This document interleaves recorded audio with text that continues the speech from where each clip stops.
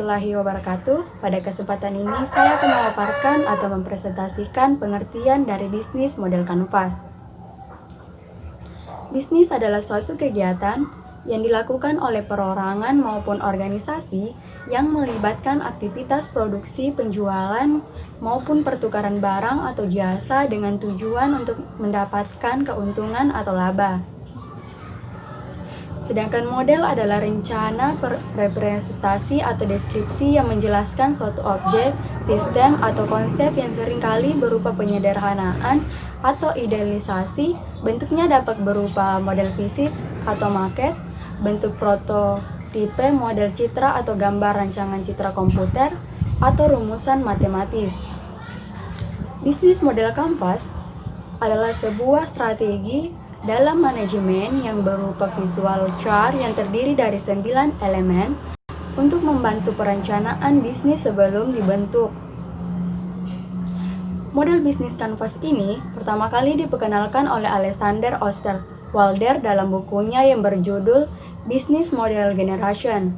Dalam buku tersebut, Alexander mencoba menjelaskan sebuah framework sederhana untuk mempresentasikan elemen-elemen penting yang terdapat dalam sebuah model bisnis. Yang kedua adalah value proposition. Value proposition adalah penjabaran tentang keunggulan produk atau poin-poin yang menjadi kekuatan dan keunggulan produk yang membedakannya dengan bisnis yang lainnya. Yang menjadi value proposition bisnis kami adalah: 1. Dessert box memenuhi keinginan pecinta makanan manis dengan berbagai varian rasa. 2. Pembuatan dessert box menggunakan bahan dasar yang baik dan proses pembuatan yang bersih. Yang ketiga adalah channel atau saluran. Channel atau saluran merupakan bagaimana cara wirausahawan menyampaikan produknya tersampai dengan baik kepada konsumen. Melalui cara yang baik, value proposition akan tersampaikan dengan baik kepada para konsumen. Yang menjadi channel dalam bisnis kami adalah: 1. E-commerce, 2. Sosial media, 3. Toko kue dan oleh-oleh. Yang keempat adalah revenue streams atau sumber pendapatan. Revenue streams adalah elemen yang harus dikelola semaksimal mungkin untuk meningkatkan pendapatan bisnis. Yang menjadi sumber pendapatan bisnis kami adalah penjualan dessert box dengan berbagai varian rasa seperti Oreo, coklat. Bismillahirrahmanirrahim. Selanjutnya saya akan melanjutkan materi yang telah dipaparkan sebelumnya, yaitu Key Research atau sumber daya. Key Research atau sumber daya adalah sekat dalam bisnis model kanvas yang berisikan daftar sumber daya yang sebaiknya direncanakan dan dimiliki perusahaan untuk mewujudkan value proposition mereka. Semua jenis sumber daya, mulai dari pengelolaan bahan baku, penataan sumber daya manusia, dan penataan profesional, menjadi perhatian dalam membuat model bisnis, seperti persediaan bahan dasar di pasar atau toko, atau alat pengelolaan makanan. Selanjutnya, hubungan konsumen, yang merupakan elemen di mana perusahaan menjalin ikatan dengan pelanggannya.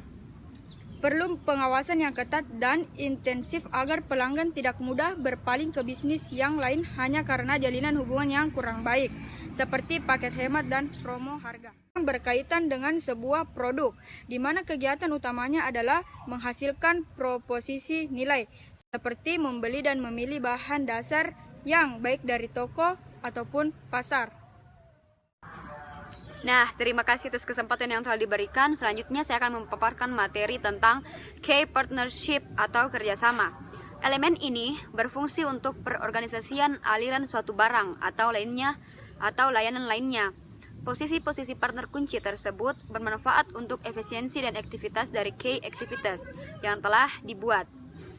Tak ada salahnya menjalin hubungan baik untuk menciptakan siklus bisnis sesuai dengan ekspektasi. Adapun tahap-tahapnya, penjual bahan-bahan pembuatan makanan, yang kedua pemilik toko kue atau dan Nah, selanjutnya cost structure atau struktur biaya. Elemen terakhir yang tak kalah pentingnya dengan kedelapan elemen lainnya adalah struktur pembiayaan bisnis. Pengelolaan biaya secara efisien akan membuat bisnis yang dijalani menjadi lebih hemat dan bisa meminimalkan risiko kerugian. Hal ini juga dapat menentukan proporsi nilai yang tepat untuk pelanggan. Adapun struktur biayanya, yang pertama bahan baku, yang kedua proses pengolahan produk, yang ketiga biaya marketing, dan yang keempat biaya kemasan dan packing. Adapun diagram alirnya, yaitu buat cake, kocok telur hingga mengembang menggunakan mixer. Masukkan tepung dan bubuk coklat sambil diayak aduk lipat. Masukkan lelehan DCC dan butter. Aduk lipat lalu tuang ke loyang panggang selama 20-30 menit di suhu 170 derajat Celcius. Angkat, diamkan dan bagi menjadi 4 bagian. Selanjutnya, buat filling masak susu cair dan gula. Aduk hingga menyatu, masukkan kuning telur, beri vanila dan juga larutan maizena. Selanjutnya, angkat dan susun di dalam box menjadi filling cake. Selanjutnya, buat gens atau masak susu cair dan masukkan DCC, aduk rata, masak dengan api kecil. Selanjutnya, lalu masukkan coklat bubuk, aduk rata hingga mengental. Dan yang terakhir, biarkan dingin sebentar, masukkan choco chips dan tuang pada permukaan cake. Terima kasih.